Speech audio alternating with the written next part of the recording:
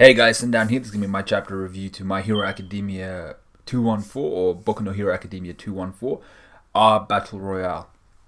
This was a solid chapter. I liked it. Cover page was awesome. A lot of guys going to be going straight to prison because of Yao Yorozu, and I'm just like, you need to calm down a bit, Horikoshi. I mean, like, just don't do that. Don't do that. I mean, like, she's like, what, 15?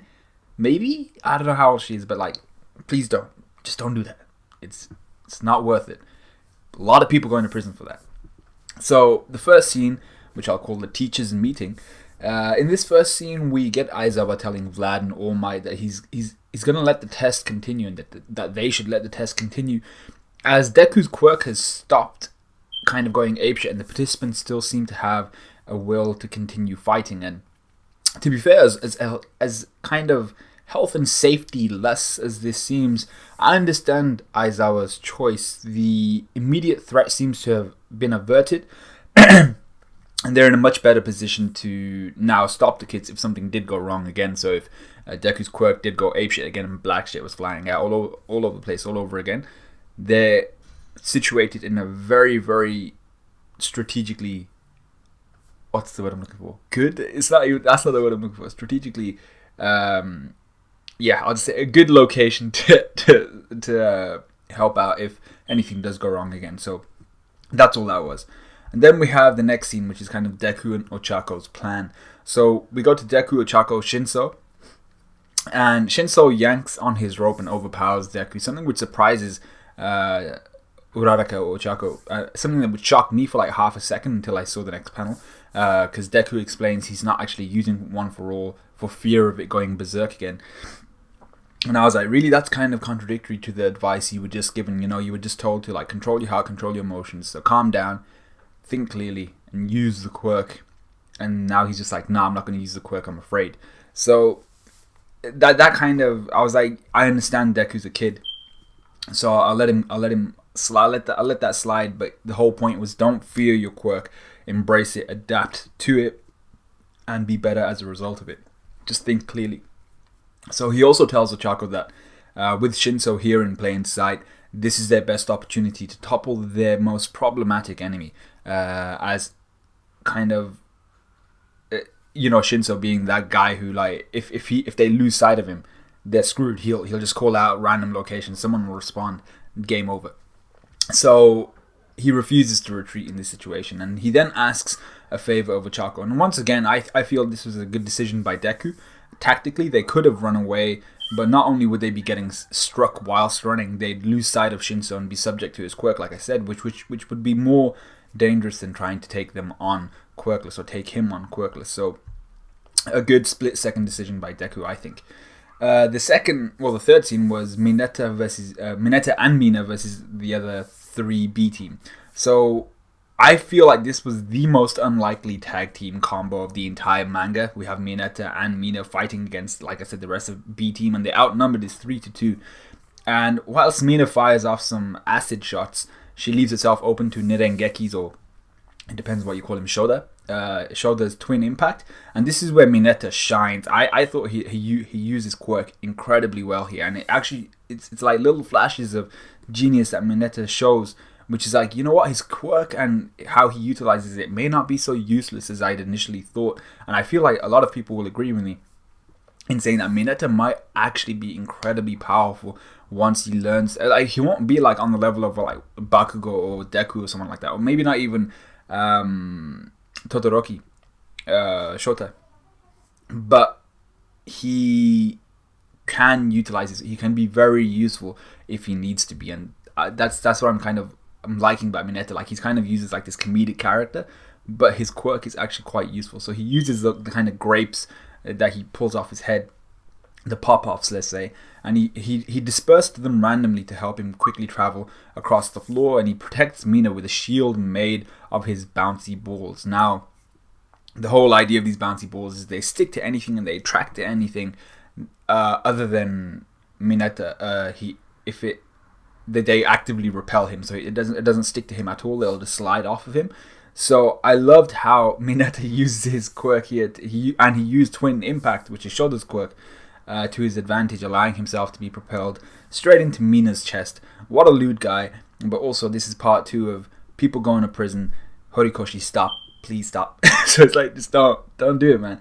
So Mina then throws Mineta at this at his randomly dispersed grapes, bouncing him all around their enemies, so Shoda and the other two, leaving no room for their retreat and granting them full control of the situation. And this was a pretty unique kind of tactic. And as the rest of their classmates mentioned, they're viewing this on the large screen, kind of like in the Cowboy Stadium, Nirengeki or Shoda is at a disadvantage trying to protect his teammates who do not specialize in close quarters combat. They're kind of, one of them can, I think she can resize inanimate objects and stuff like that, and the other can throw shit from like a distance or something. I forgot what it was. Like, was it that?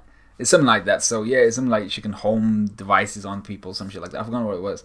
But they're not really, whatever they are, they're not really close quarters combat specialists at all. So tactically, this is a win for Mineta and Mina at the moment. But I feel like B Team will have to rise up, otherwise they're gonna get wrecked. So Deku and Ochako was the last scene where we go back to them fighting against Monoma, and this ballsy guy Monoma tries to use One for All, his inner monologue, talking about how there is always a supporting character who devours the main protagonist. Now I think Monoma needs to lay off, like, this is just my opinion, you guys can tell me otherwise of course, but Monoma needs to lay off the freaking TV shows and just focus on improving his quirk to its utmost. You can see that at some point, and even now he views his quirk as meaningless. And like I said, he still kind of does. Like, he's always talking about how he doesn't have the right body, how his quirk isn't the right quirk, and you know how he has to follow the dishonest path to keep up with the honest heroes of UA and stuff like that. And he's talking about how he can't be strong on his own and all of this nonsense. And I'm like, yeah, you can't be strong technically on your own because you copy people's quirks. You need to have copied someone for you to be powerful, or for you to have gained a quirk. But all of this is nonsense, because I think Monoma has this. I think this dude has one of the most badass quirks, and once he gets a taste of copying as many quirks as he can, literally he should walk through campus like every single day, copy as many quirks as he can, mess around with them for like a week, and then do the same thing with every single one. Because then what this will allow him to do is it will allow him to gain this kind of like schema, this experience of using different types of quirks. And once he gets or gains a taste or wets his tongue copying as many quirks as he can, he'll start to be able to use quirks on the fly, new quirks on the fly, because they'd feel similar to others. So if there was one that transforms his body into like some sort of rock, let's say like Kirishima, it transforms his body into like a hardened surface. So then he'd be able to copy Tetsu's quirk and realize that it's a very similar quirk, and you can utilize it in a very similar way. So just like that, I feel like if he just went around copying as many quirks as he could, he would be incredibly powerful. He just needs to stop feeling sorry for himself and stop being a little shit. Focus on yourself, focus on your quirk, get big, get wham. So Deku momentarily shits himself when he sees Monoma like pull off One for All, and until Ochako slams Monoma to the ground using her gunmetal martial arts or something like that. And there's two things I'd like to mention here. First, Ochako has become so badass at close quarters, it's kind of scary. I'm glad we're seeing her put in some work, but like beforehand I was always roasting Ochako, like and even when this test was beginning, I was like, Ochako's kind of been useless, we haven't seen her do anything. But Ochako is putting in some work, and I'm really glad that we're seeing her kick some ass. I mean, like, she's not afraid. She doesn't get put off if someone squares up to her. She will straight knock the shit out of these guys. So I'm really enjoying that.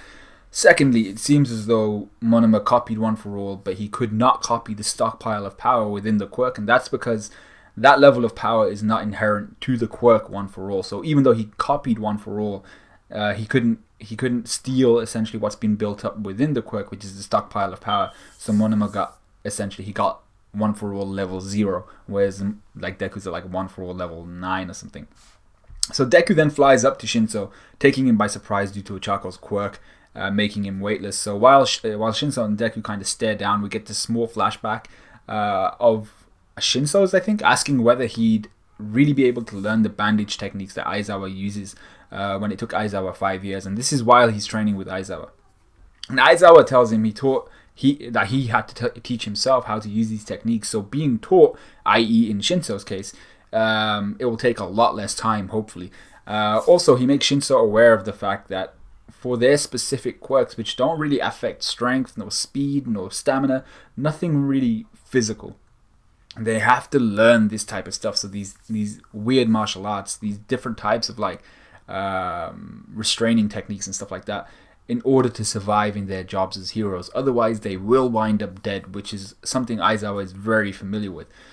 He also hypes up Shinso here, telling him he's not the type of guy that dedicates his time to fruitless endeavors. So Aizawa was saying he doesn't dedicate his time to fruitless endeavors, obviously saying that Shinso is a fruitful endeavor. So Shinso is like, yeah, I'm balling, I'm going to be sick. So Shinso uses his raps to bring the house down on Deku, big ass pipes falling to crush the little dude. And Deku thinks back on like what the Hellboy predecessor said about him being in control of his emotions and his heart, and he utilizes Hellboy's quirk here. Black Whip, suspending the falling debris and saving his little ass from a good ass crushing. So that's how the chapter ends. I was really happy with the fact that Deku uses quirk at the end. I mean, it doesn't seem to be an overly complex quirk, so I'm not too pissed off about him using it like incredibly quickly. And I liked seeing the growth from A-Team, and I thought it was really nifty how Monoma couldn't apply or truly copy One for All. And I'm assuming B-Team will make a comeback next chapter, otherwise they're about to get their asses beat. So let me know what you guys thought of this chapter. Let me know what you guys thought of this review. Like, comment, subscribe, all of that good stuff. And I'll see you guys in a bit.